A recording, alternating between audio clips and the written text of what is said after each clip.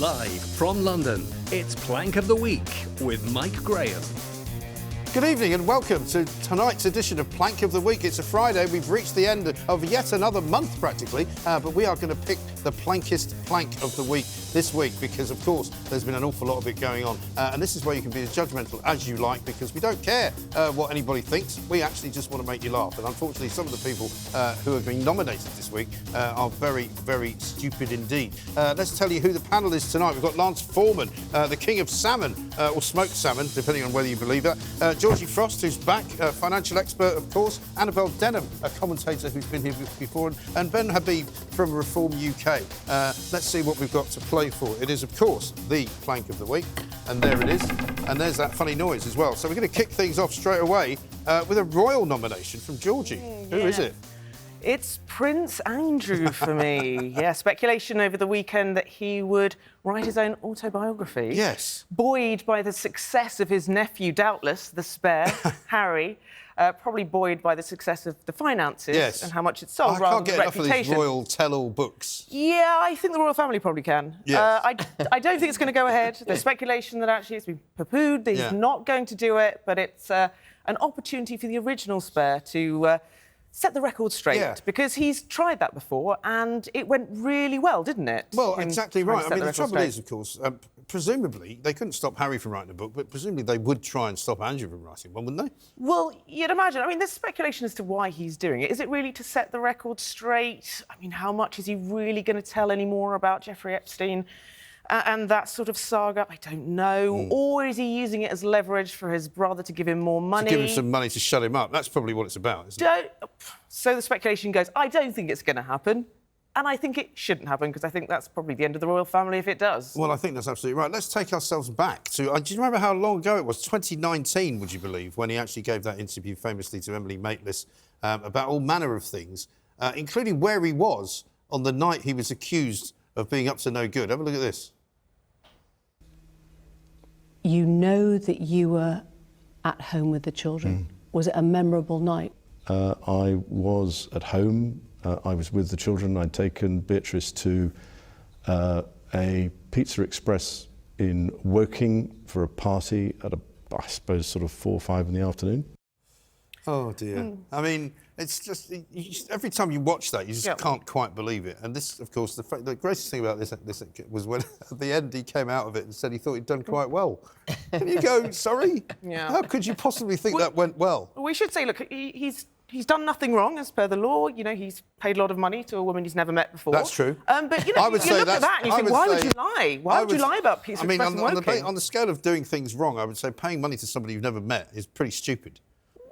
You know, I mean, I'm not making any allegations. Dragging him through the courts, I can understand the royal family. Morally reprehensible. Yeah, well, I mean, I don't really care whether it's morally reprehensible, but it's not necessarily illegal. It's not very smart, is it? You know, some woman comes up to you in the street, Ben, and goes, give me 10 million, or else I'm going to tell all about you. And you go, well, I've never met you before, but here's some money. Really? OK, I might have to run into you later. But I think he was doing a plug for Pizza Express, wasn't he? He probably was. He's on a commission or something. Yes. I think so. Pizza Express. What would he call his memoir? Because I've seen a few people saying Spare 2, but I actually think that given the sort of royals' environmental credentials, I think well, see what he wouldn't Sweat call Zero would be the that would be good. Despair. We couldn't call it Randy Andy, which is what it used to be known as, because that would sort of give the wrong impression, wouldn't it? He should definitely get Isabel Oakeshott to ghostwrite it. Well, she wrote a great tweet, didn't she? Did you see that? Because when when the story first broke, it suggested that you know, Andrew might be writing a book, and she just tweeted out, "I'm available." And as long as you haven't got any dark secrets, you won't need to have me sign an NDA. It's very funny. You know, absolutely just ripping it out of everybody else who's been giving her a hard time. So Prince Andrew, very good first nomination. Lance, it's up to you to give us your first one. Well, Quasiquarting. OK. And I say that with some reservations, because I'm not in favour of sting operations. Yeah. Absolutely not. I think people being stitched up is really unfair, although that's what this show's all about. But that's another matter. Not really stitching people up. Well, they're stitching them of doing themselves something up. Exactly. stupid, so they've already stitched themselves up. Exactly, and that's basically what happened in this situation. Quasiquarting was stupid. You know, led by donkeys, this organisation that sort of goes round sort of taking the mick out of politicians, usually Tory politicians. Well, always Tory politicians. It's always Tory. I've never seen them doing it to any Labour politicians. They set up this scam where they pretended to give somebody or Tory politicians a job interview with these people over in Korea, I think it was, or South Korea, offering them jobs. And Quasiquarting was one of the people they had on, and he thought he was going for a proper job interview. Yeah. And why I think he's a plank is not the fact he did it, it's that he made 3 absolutely disastrous mistakes, which you don't do if you're doing a job interview. The first, and you can see it, is he had, if you look at the shelves behind him, there were more bottles of wine than books. Well, I mean, that's not a really good thing for a job interview. Before we say what the other 2 things are, let's have a look at the clip, because we've got it here. Well, particularly if I'm going to Korea, I'd expect to be compensated for that. Yes, definitely. We will arrange all the compensations and all that. So yeah, I mean, I'm 10,000 a day, and I'd invoice it each. I wouldn't expect a regular retainer, but we could do it that way as well. So £10,000 a day. Yeah. It is so It doesn't look good, does it? No, it doesn't look good. So that was the first thing. But I didn't notice the wine. So there's wine and booze all over the place. Can you see whether it's any good or whether it's some rubbish? No, there was a Magnum there, so he obviously likes... £10,000 a day, you'd think it was pretty nice. I can't make out, but he can't make out what the label is. That's what I'm talking about. No, but the other thing is he kept going on about, his experience. He said that, in a job interview, you normally talk about your strengths. He said, I've been the energy minister for the last 3 years. That's not a strength. We've had the worst energy crisis. That's something you might want to hide. Did he mention the fact that he'd been Chancellor for 2.5 nanoseconds? Well, yes, and that was the worst. To me, that was the worst thing of all. His negotiating technique was appalling. He sort of said, they said, how much do you want? He said, $10,000. They go, do you mean pounds? Yes, pounds. I mean, you're the Chancellor. You should know the difference between dollars and pounds. That's a bit worrying, isn't it? For starters. And then... Well, under him, they almost went to parity, to be fair. Yeah. Well, that's true, almost. But it was 120, the moment was 120. But the fact is, in any negotiation, you don't tell your price, you ask them what their budget is. He says he's had business experience and financial experience. You'd ask them what their budget is. And he said, after he quoted the 10,000, he said, well, how much would you pay? And they sort of said, well, 8,000. Then he said, oh, I can do 8,000. Yeah. I mean, he was running the economy. If Ben was doing this, you would not negotiate like that, would you, Ben? It's just appalling. 10,000 a month. I don't ask for a king's ransom, and then they said, 10,000 a day. He said, 10,000 a day. Absolutely. It was that the whole negotiation was absolutely appalling, and also, I mean, it wasn't just Quasi. If you look at the other people, Matt Hancock was Hancock, Graham Brady. They all did pretty much the same thing. These are the guys running our economy, running our nation. If they don't know how to negotiate their own salary, what hope is there for any of us? I think the most worrying thing, and I'm not in favour particularly of stings, but I thought it was a particularly terrible, bad sting because it didn't really prove anything. It didn't really catch anybody out. It did make them look a bit daft. But the thing that bothers me more than what they were asking for was the fact that they didn't bother to check out the company before they took the call. Who that's are the other you? thing. Absolutely. I mean, who does a Zoom call with somebody who presumably has spoken to you on the phone before and said, the chief exec might want to talk to you, or the head of HR. It's basic. Surely you Google. I mean, it would be one thing if it was back in the old days when I was, a reporter and you had to actually go and knock on people's doors and go and see if they did actually have a registered office where they said it was and whether there was anything there. But, you can actually Google it now. You don't have to leave your front room. And they didn't even bother to see if it was a real company. Yeah. They might have done some very basic, because the Led by Donkeys thing did actually set up a dummy office, so they might have found something on Google that referred to it. But obviously, they didn't dig very deep, that's for sure. No, but I mean, if you're going to be filmed, I think everybody should learn a lesson from this. If you're going to be filmed actually being offered something and you're going to take it, not that, again, they've done anything wrong by suggesting they should get that kind of work, but I mean, you just think... I found my problem with me is I've interviewed so many politicians now and realised that loads of them are not very smart. Loads of them are just not very bright. Only just discovered that we want. Who in their right mind wants to be a politician? Who would put themselves up? These two guys have been politicians. We were MEPs for London. Briefly. It was only very brief. And we made an impact. We did. We made an impact. But the difference between you two guys and most of them is that you actually had a mission and we were on a mission. The mission was accomplished. Absolutely. And then you decided that you... Well, it's not your fault that it wasn't accomplished, but you got it sort of on the agenda. We got the ball to the try line. Everything we got the ball to the try line, and then we gave it to Boris Johnson. Yeah. And he ran over a school child. And he while ran the carrying wrong way it. into touch, handed it over to the opposition. Yeah, exactly. Well, I think the wider issue is that we don't pay our parliamentarians enough, and that means that they go out looking for second jobs in order to supplement their income. And when we worry about the quality of MPs that we have, well, how are we supposed to compete with high six-figure salaries in the city? But surely we're not going to have to pay them 10,000 a day, are we? Well, that might be a bit. I don't think they'd be worth that, to be honest. I mean, they don't even work half the year. You know, I know they'll say that, but we're all doing our constituency work all the time. And some of them do work hard, I get that. But there's an awful lot of them who are not working all that hard all the time.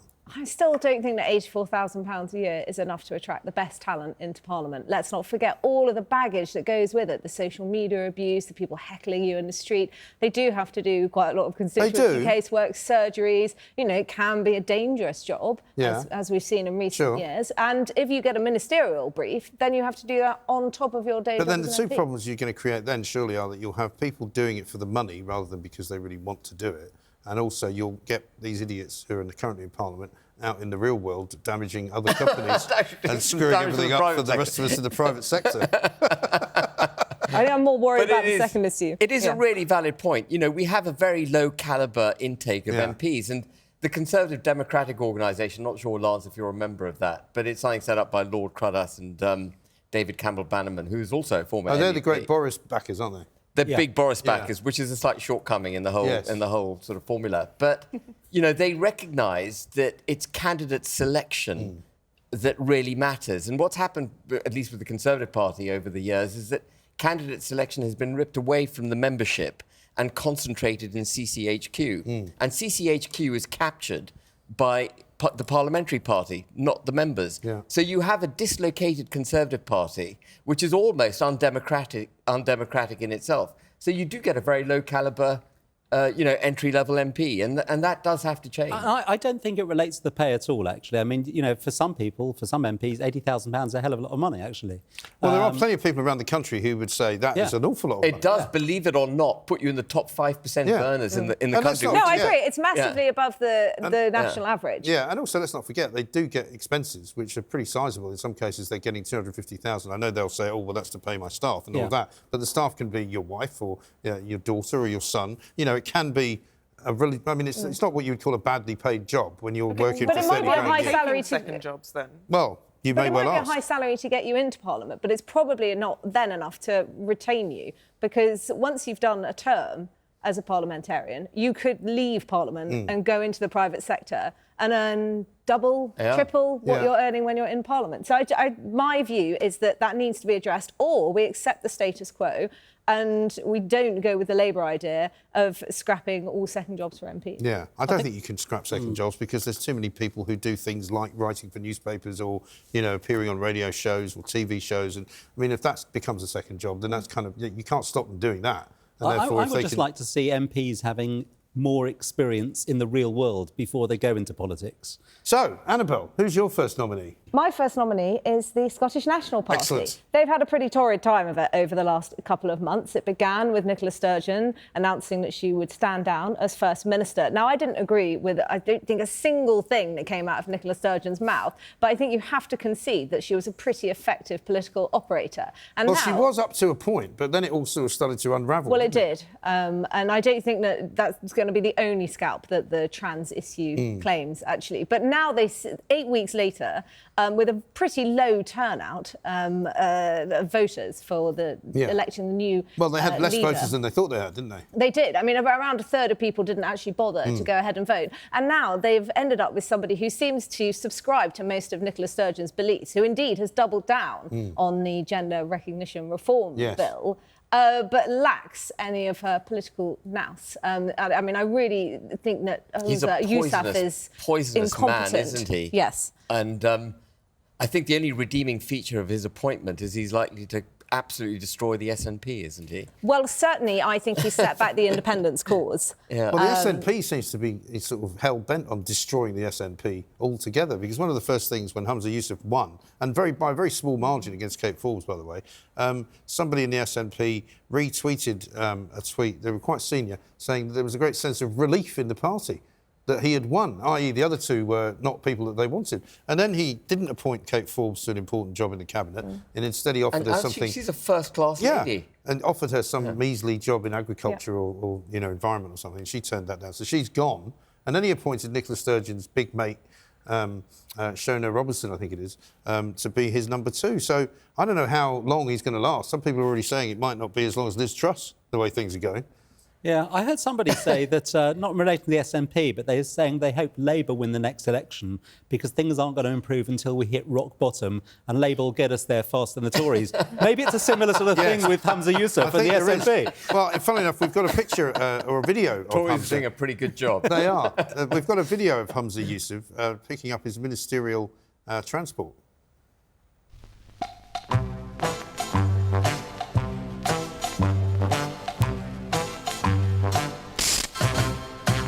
I mean, you can't make this stuff up, can you? When he was Transport Minister, he was done, I think, for speeding, wasn't he? No, for driving without insurance. Driving without insurance, more serious. That's right. Much more serious. And then while he was Secretary of State for Health in Scotland, the waiting list got longer. Yep. So he hasn't done any job particularly well. Well, as Kate Forbes pointed out, rather brutally. Yeah. So the fact that he and the trains didn't run on time either, did they? I think she said that too. Yeah, I was rather hoping the SNP would actually win the referendum because Scotland would be independent. They'd have to have their own currency, which would, of course, devalue, and then we'd have cheap salmon. So that was... Yeah, but that's, you see, that's a typical sort of selfish remark from you right-wingers. Cheap salmon's good for everyone. It's very healthy. Yeah, but because I'm of what you might call dual nationality, I call myself British and Scottish, right? I don't want them to devolve away from the Union. I don't want them to separate away. I want them to be part of Great Britain. Because, you know, we are part of the same organisation. Absolutely. The same island. Lose the blue on the flag, I guess. Yeah, no, I don't want to get rid of Scotland at all. Absolutely want to keep it. Right, where are we? Ben, time for your first nomination. OK, so my first nomination is Richard Hughes. Yes. Who is chairman of the OBR, for those who don't know him. And he's been banging this drum for a couple of years that Brexit is going to take 4% out of the economy. And he started saying that in 2021, just after we'd left the single market. And, of course, that year, we had record GDP growth. Right. He also said that Brexit has been more damaging for the economy than COVID has been.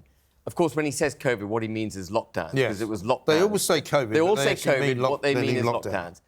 And that doesn't bear any scrutiny either, because when we locked down the economy in 2020, it shrank by 4%. And as I mentioned, the next year, as we left the single market, it bounced back by 7.5%. So there's no validity at all to his belief. And I think the more serious point here is that Richard Hughes is an out-and-out Europhile. And he runs something that is meant to be independent, meant to be the conscience of the Treasury and the Chancellor of the Exchequer, keeping them on the straight and narrow. And this is the organisation that Liz Truss supposedly ignored, absolutely, right? And he's partly responsible for taking Liz Truss down. And what these independent bodies are now able to do, because they don't have any checks and balances on them themselves, is to allow their political views to drive what their output is. And so he's busy going around on the news channels with this massive falsity that Brexit's going to shrink the economy by 4%, not giving a time frame, giving no evidence for it. And how does he explain why that will happen? He doesn't. He doesn't. He just says it. Right. And everyone thinks, well, he's head of the OBR, he must know what he's talking about. But here's the thing, you know, when Liz Truss was Prime Minister, they were forecasting a deficit of 177 billion for 2022-2023. And it was partly as a result of that that her economic policies were torn to shreds. They've revised that deficit now to 99 billion for 2022. So she could have done, Liz Truss could have done all the stuff she wanted to do, and there would have been headroom. But it's people like him who spent their life in the Treasury, a brief stint in the French Ministry of Finance, believe it or not, a long stint in the IMF, who are completely captured by a big state socialist, interventionist, tax, borrow and spend ideology. And they didn't want anything like Brexit, because that gives us the opportunity to deregulate, to cut taxes, to power on... Although that hasn't happened either, has it? That hasn't happened because we have been hijacked, Mike, by this big state ideology. It suffuses everything. We are now a socialist state, and there isn't any side of the political spectrum that offers, other than something that I've just joined, that offers a genuinely optimistic vision for the United Kingdom. Somebody told me the other day that the losses incurred by the banking system and by the city when that Silicon Valley Bank collapsed were as big, if not bigger, Absolutely. than everything that happened as a result of Quasiquarting's budget. Absolutely. But the city somehow managed to absorb that and nobody complained about it. No one complains. I mean, what brought SVB down, Silicon Valley Bank, was exactly the same thing that got the pension funds into trouble. They were long government bonds, interest rates rose, and of course the value of their assets collapsed. And we've all been encouraged by people like Richard Hughes, these big state people, to buy government bonds over the last 13 years because governments have needed cash, because they're spending like there's no tomorrow. So this is all the creation of people like Richard Hughes, and they should be absolutely hung out to dry. And if you don't make him Plank of the Week, Mike, I ain't coming on the show again. Well, I love the fact that you're already lobbying for him now, because it's only the first section. We've got plenty of other planks to do. But the thing I love about all these people in finance is that they say, you must tighten your belt. Oh, another 100 billion, please. Let's just borrow some more money. We'll pay it back sometime. Don't worry about it. This is Plank of the Week. We'll be back with more after this.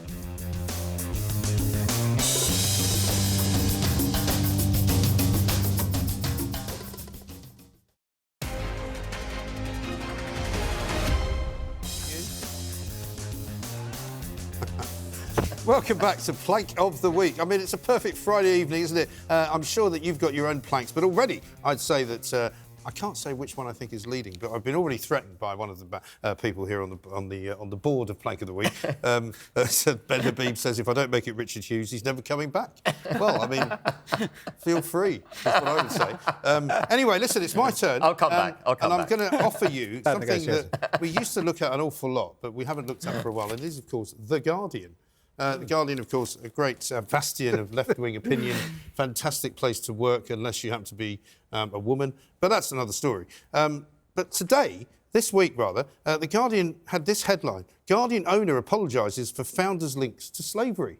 And the Guardian, in their wisdom, have decided to set up an investigations unit. Now, many newspapers do this. I used to work for one myself. They've all got investigations units. But what they normally do is investigate what other people have been up to. They've been investigating themselves to find out what they've been up to. And surprise, surprise, it turns out that the bloke who started The Guardian is a bloke called John Edward Taylor, who was a cotton trader and journalist from Manchester. He borrowed some money from some other people in Manchester who, surprise, surprise, in 1821 were also cotton traders, because that was where all the money was, right? But they've now decided that I'm afraid they had some links to some nasty parts of the world, including South Carolina, Georgia and bits of Jamaica. And they're going to give £10 million to various funds to repair the damage that they did. And I mean, if you've ever known journalistic onanism in your life, I mean, this is basically it. This is them completely and utterly not getting it. It's just incredible. What the researchers found, they found all of this stuff about 9 of the 11 Manchester Guardian backers having economic links to transatlantic slavery. Sir George Phillips was an enslaver of people as co-owner of a sugar plantation in Hanover in Jamaica. I mean, it goes on and on. I don't understand what this obsession is with looking back and finding things that your ancestors did wrong. Well, I mean, you know, everybody accepts that slavery was not a good thing. Everybody knows that... There's not a single race on the planet that at some point in its history or currently hasn't been involved in slave trading. Which includes some of the countries which were supplying the slaves, absolutely, and some of them still actually have slaves. Yeah. And this, it is designed, in my view, to undermine our self-confidence as a nation. This is part of an attack on our language, part of an attack on our heritage, our culture, our values, our history. You know, it's part of a critical race theory. You're racist if you're white, you're privileged if you're white. It's all designed to attack the British psyche, and it must be resisted. And The Guardian are idiotic to give it voice. And 10 million, by the way, if they genuinely want to give anything back to it's a drop in the ocean.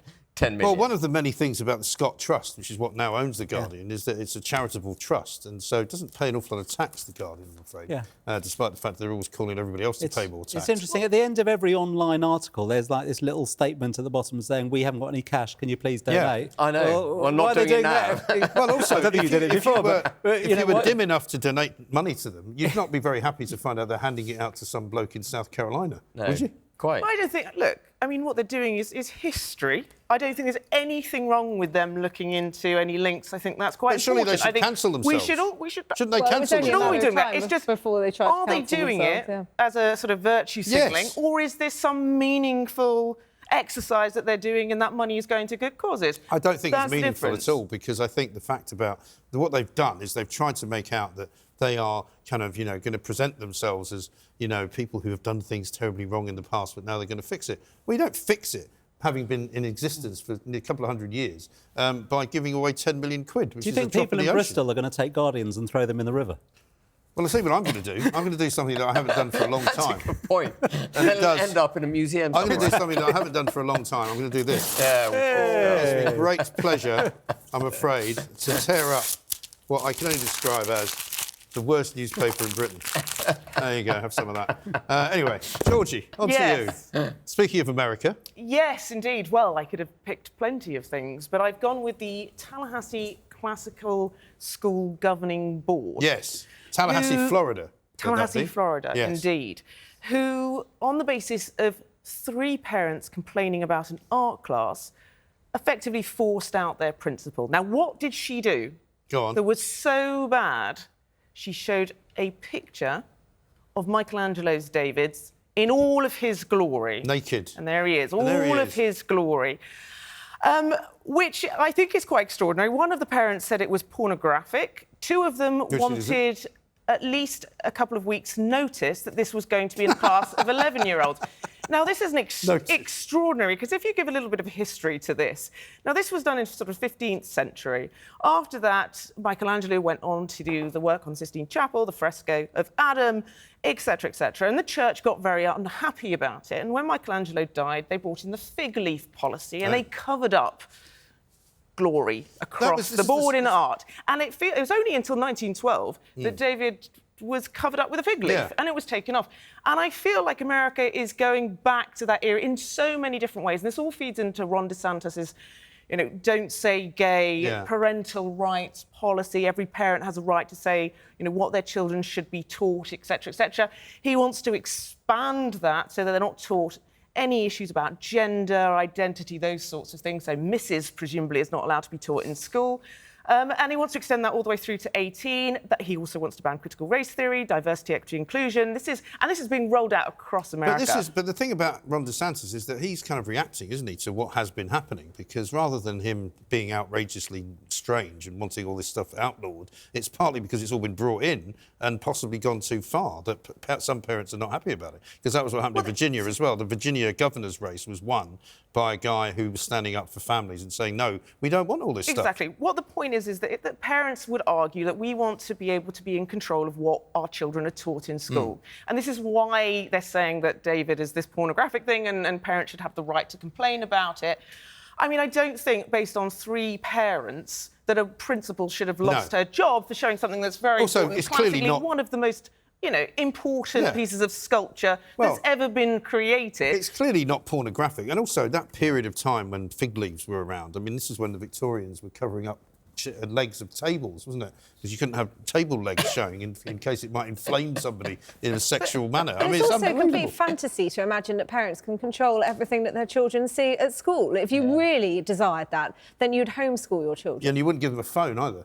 But also, I mean, don't worry about what they're seeing in school, because check out what they're looking at on the phone. The wider issue with this, I think, is the Roald Dahl, James Bond, the censorship of art and literature, and I think that's a really important issue at the moment.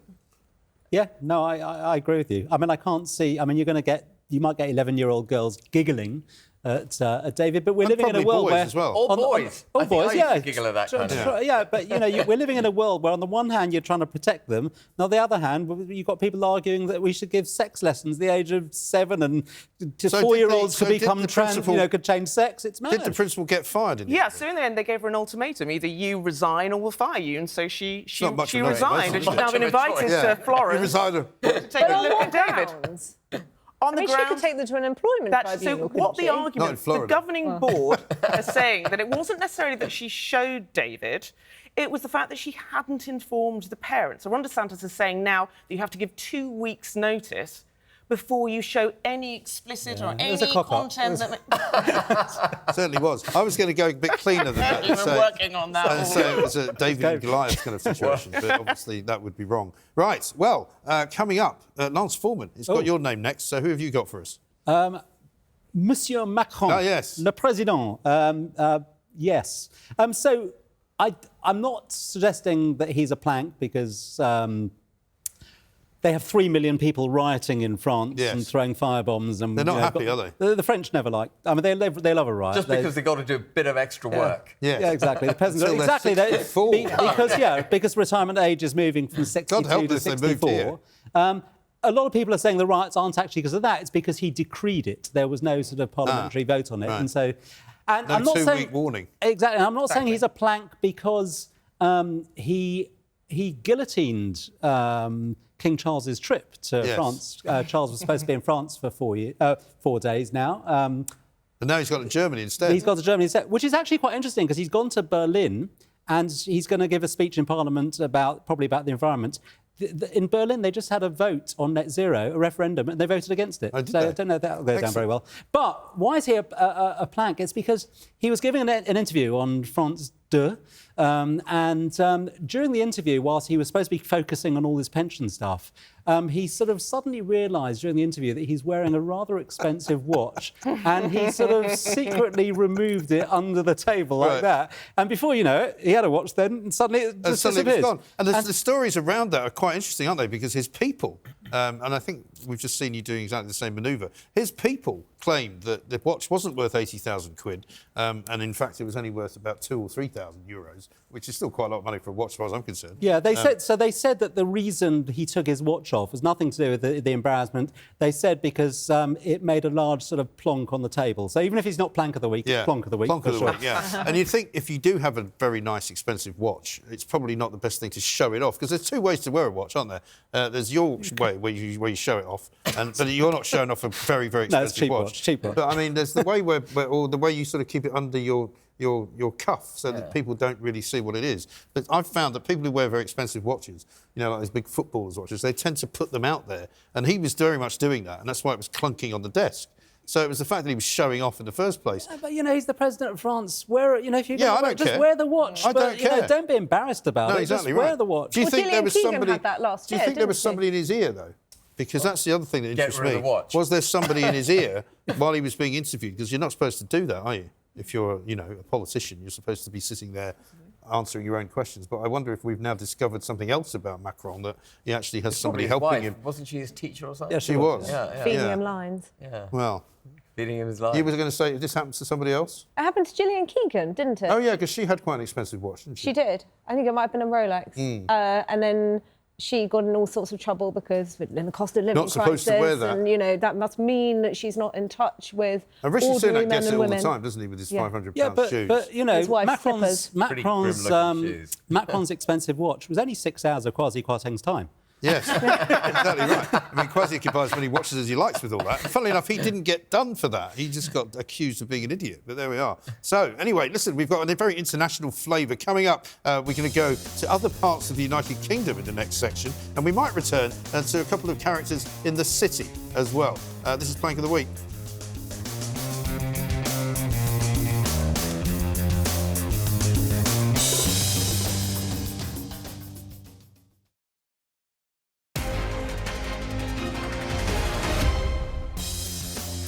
Yeah, if it wasn't so sad, you would be laughing. Welcome back to Plank of the Week. We are powering our way through this particular episode, and we will be very shortly in the final furlong. But before we get there, Annabel Denham's got the next one. Who have you got for us? I've chosen Andrew Bailey, yes. the Governor of the Bank of England, a man who is unable to open his mouth without putting his foot in it. He doesn't seem very good at anything, does he? Is he? Well, he's not very good at controlling inflation, that's he certainly for sure. isn't. No. Or seeing it coming. No, exactly. But he's very good at blaming everybody else but himself. Right. So recently, most recently, he blamed early retirees for driving up inflation. Yeah. The problem is that they're leaving the labour market, so not helping with the labour market shortages, but they're also spending, so that's pushing up demand. But he's lectured companies on the fact that they shouldn't be raising their prices. He told workers that they shouldn't be asking for pay rises, which is morally dubious, and quite also, frankly, during a cost of living crisis. He wasn't sure how much money he made when he was asked by one of the parliamentary committees what his salary was. He wasn't sure. Well, either he wasn't sure or he wasn't very comfortable disclosing it. Well, it was over £500,000 quid, but he wasn't exactly certain how much it was, and he said that. But he's also, you know, he's blamed inflation on the war in Ukraine, on the rebound after the coronavirus pandemic, and those things are true. But the fundamental problem we have is that for years there has been very loose money supply. This was particularly bad during the pandemic. And the Bank of England were asleep at the wheel. They didn't seem to realise that in printing hundreds of billions of pounds, we might end up with inflation, and perhaps they ought to raise interest So how is rates. it the fault of the pensioners then, the people who have gone off and taken themselves out of the working market, the labour market? How is it their fault? Well, What's his logic is that they are not working, and therefore we still have problems with labour market shortages, which is driving up the cost of labour. There aren't enough workers, so companies have to pay each individual worker more. And also they're spending in the economy. So but presumably the people who have gone to retire... But we haven't got the supply to meet it. But presumably the people who have gone to retire early are people who are relatively well off. And I don't think there's any shortage, is there, of people who need to have jobs which are well paid. They're short of people. Yeah, he's got it completely wrong and around his ears, hasn't he? He's completely wrong. And the labour market is broken all the way up through the age groups. It's not just the over 50s who aren't working. You know, universal credit claimants before the pandemic, before lockdowns, I'm going to be clear, before lockdowns were at about 3 million. Yeah. And now we're up at about 5.6 million. And that's not all from the over 50s. You know, this is from right across the age groups. The lockdowns broke the labour market. Yeah. Well, they broke everything, didn't they? They broke everything. But I'm really uncomfortable with this intergenerational conflict that we have at the moment, and just bashing the baby boomers, bashing the old for all of our economic and societal woes, as we're so keen to do, and Bailey's feeding into that. Yeah, he really is. And as I say, I mean, I don't really know what the Bank of England does, because, Well, they have one job, and that's to control inflation. That's it. And they basically failed. How's that going? And when I study economics, I was always taught that inflation is a monetary phenomenon. And if you take the graph of the money supply, how much money has basically been printed over the last few years, and you shift that graph 18 months forward, you get the exact same pattern of inflation. It's identical, it matches. It's basically because they printed money like there's no tomorrow, and now we're all paying the price. We were assured that, don't worry, interest rates will go up, but they will go up slowly. Yeah. No, they didn't. Right. So I don't even know that we know yet the impact on mortgage borrowers that this is going to have, but it's going to be very painful. Also, for the millions coming off fixed deals. didn't they say that it was going to start coming down again, and then it didn't come down this week, it went up? They were expecting it to come down to 9.9% in February, but it went up to Because that's 10.4. quite a sort of mentally, that's something, isn't it? So you're going to have below 10% again. Yes, but I mean, of course, you've got Rishi there promising that inflation is going to come down. Well, isn't the Bank of England supposed to be independent? Yeah. The central bank is Absolutely right. Such a pertinent point. One of his 5 points for 2023 is to bring inflation down. It's not his job. And also, it's going to come down anyway. It's like saying it's going to get. We're going to make it warmer in the summer. Yeah. And Rishi's part of the problem. He was part of the policies that required the Bank of England to print 500 billion. But the other thing that's happening, right, and this is apropos of nothing at all, but the food inflation that people talk about is, I'm sure, and you were in the food business, so you can tell me. Up a lot. I mean, your prices. That's the problem. Yeah, but I mean, there's an awful lot of supermarkets that are just selling things for an awful lot more money than they used to cost, and I refuse to believe. I know that you're a smaller business, and even though it's not a small business, but you know, you're not a multinational. We had to start putting our prices up. We've had this discussion before, Mike. Yeah. October a year ago, my electricity bill went up from £200,000 to £400,000. Well, you know, you've got to put your price up to cover it. You know, our net zero policy is mad. Our energy, you know, in America, they pay a tenth of what we pay for electricity because they frack. Here, we're being completely idiotic and not doing it. But this is what I'm seeing at the moment on social media, is people arguing about how much a bottle of sauce has gone up, you know, sort of pasta sauce. People are going, just make it then. Well, make your own. I mean, you can make your own. You'd have to buy somebody else's pasta sauce. That's true. That's gone from £1 to £1.75. You know, people don't seem to be capable of doing anything in this country anymore. It's like they can't make their own food. It's unbelievable. Anyway, Ben, your next one. Oh, well, mine's quite serious. And so my last nomination is... But as long as it's not about financial markets. No, it isn't. This is much more visceral. This is much more visceral. This is the IRA. And they're not the new IRA. They're not the provisional IRA. This is just the IRA. And, you know, arguably, Irish national republicanism got a huge boost last week with the Windsor Framework going through. Effectively, a border has now been confirmed down the Irish Sea. Northern Ireland is being subsumed into the European Union single market for goods and therefore much more allied to the Well, Republic. according to Rishi Sunak, that's a good thing. I mean, he said that was a Well, that's a bonus good thing, and a great absolutely. advantage. You could be in the single market in Europe and in the one in Northern Ireland. I know, you know, having claimed he was a Brexiteer and wanted to get out of the EU. I think he's wishing he had never said that, though. But, you know, so you would have thought that the IRA should be somewhat placated, having gained this huge victory last week. And we know they recognise it as victory because Sinn Féin, their political arm, are right behind the Windsor Framework. But this week, the threat level in Northern Ireland went up to severe, and it wasn't because of any loyalist violence, it's because threats from the IRA. Yeah. And of course, what we have here, Mike, is years and years of their aggression and threats of aggression being rewarded. The minute they get a victory, they're not placated, they don't go back, they don't see it as a settlement, as something that should settle them. It's an opportunity for more, and that's what we're seeing. We first saw it after the Brighton bombing, when Maggie Thatcher gave into the Anglo-Irish Agreement, and for the first time, the Republic of Ireland had a say in Northern Ireland's governance. Then we saw it with the Good Friday Agreement in 1998. Unionists saw that as a settlement. The IRA saw that as a staging post for more capture of Northern Ireland.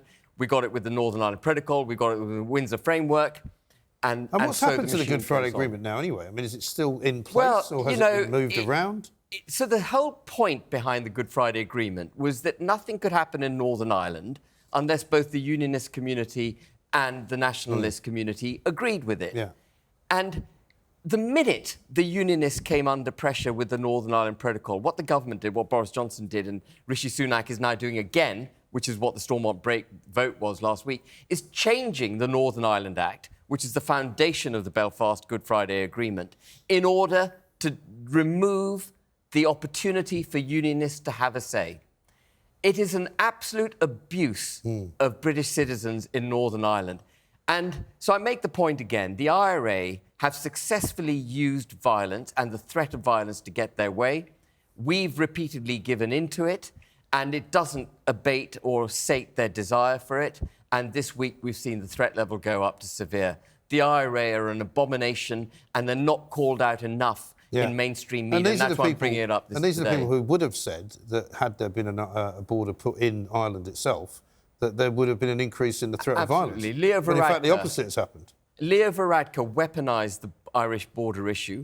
He took photographs of a bombed-out customs border post from 1972 to the European Union summit in 2018, and he was liberally putting these about, saying, this is what you get if you put a customs border, where a national border, by the way, already exists, between two different jurisdictions, two different currencies, two different tax rates, two different speed signs, you know, because one's in kilometres an hour, one's in miles an hour.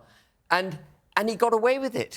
And we're so weak now in this country that we pander to that violence, and it has to stop. Ben, I mean, are they really the planks for doing what they do? Or are we the planks for handing them everything they want on a plate? That's a good question. That's a very good question. Actually, that's the point. Yes. That's the point. We are the planks. Yeah. But I had to mention completely the IRA. done a reverse spirit on the IRA nomination. That may be wise in the end, but we shall see. Yeah. Coming up, we're going to talk about yet another hypocritical politician. A speeding may come into it as well, but we're getting near the end. I think I know who's going to win this week. We'll let you know soon. This is Plank of the Week.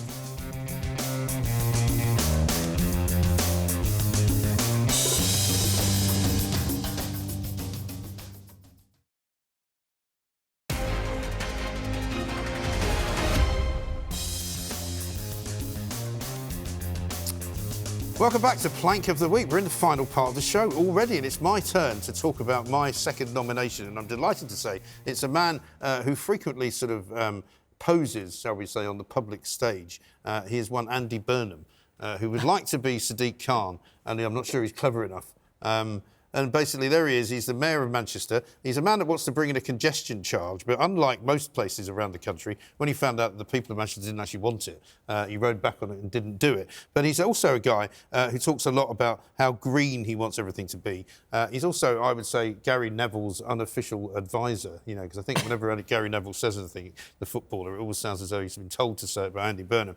But Andy Burnham, would you believe, just this week was fined quite a lot of money, £2,000, for being caught speeding on a motorway at 78 miles an hour in a 40 zone. Now, we've all been done for speeding. I'm sure nobody has to give away any secrets here. But I mean, 78 and a 40 is pretty good going. I mean, mostly motorway. Though. I mean, not to defend that, but to say it's very confusing. Look, I'm going to defend him. Well, hang on. He's responsible for the traffic system, right? Of course, he said he was slightly distracted. He said he was travelling home on the M62 in normal motorway conditions. When I got close to the junction 10, it became clear it had recently been closed. Well, he probably was the guy that closed it. Possibly.